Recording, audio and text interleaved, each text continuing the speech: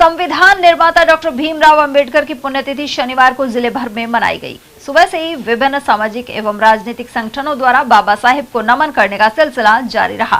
कांग्रेस के पूर्व जिलाध्यक्ष योगेश मिश्रा, कार्यकर्ता और कई सामाजिक संगठनों के प्रतिनिधि अंबेडकर सर्कल पहुंचे।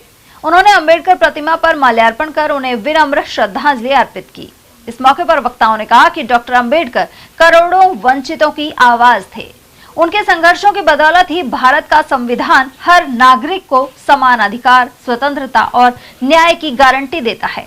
उपस्थित लोगों ने संकल्प लिया कि वे डॉक्टर अंबेडकर की शिक्षाओं को जन जन तक पहुंचाने और समानता पर आधारित समाज के निर्माण का कार्य करेंगे।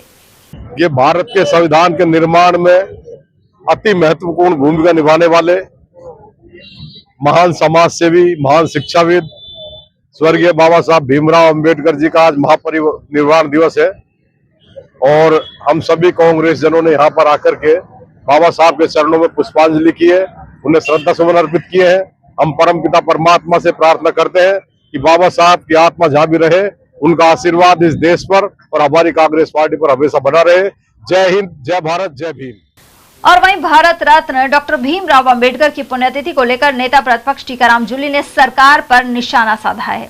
उन्होंने कहा कि सरकार या प्रशासन की ओर से बाबा साहेब के परिनिर्वाण दिवस पर अंबेडकर सर्कल मूर्ति पर माल्यार्पण तक नहीं किया गया, न ही मूर्ति की सफाई हुई और न ही कोई सरकारी नुमाइंदा वहां पहुंचा। नेता प्रतिपक्ष ने आरोप लगाया कि सत्तारूढ़ दल को भी सिर्फ वोट के वक्त बाबा साहेब अंबेडकर याद आते हैं। बाबा साहब अंबेडकर जी को याद कर रहे हैं। आज उनका महापरिनिर्वाण दिवस मनाया जा रहा है हमारे एससी प्रकोष्ठ के द्वारा। सबसे पहले तो मैं कहना चाहूँगा कि हमेशा जो है समाज कल्याण विभाग यहाँ जो सर्किल पे जो मूर्ति लगी हुई है अंबेडकर सर्किल,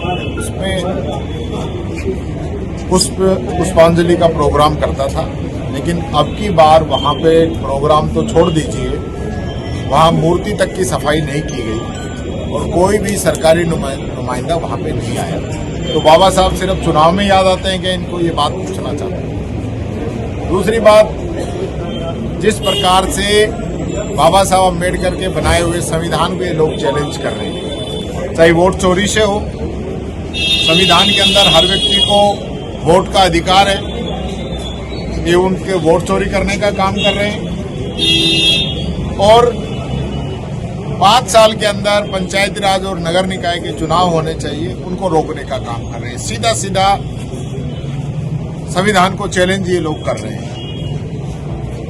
मैं यही कहना चाहूंगा कि बाबा साहब अंबेडकर ने दलितों को, पिछड़ों को, महिलाओं को समानता का अधिकार दिलाने के लिए इस देश का जो संविधान बनाया और ऐतिहासिक संविधान, पूरी दुनिया के अंदर सबसे मजबूत संविधान हमारा है, उसको लेकर हम बाबा साहब को आज याद कर रहे हैं।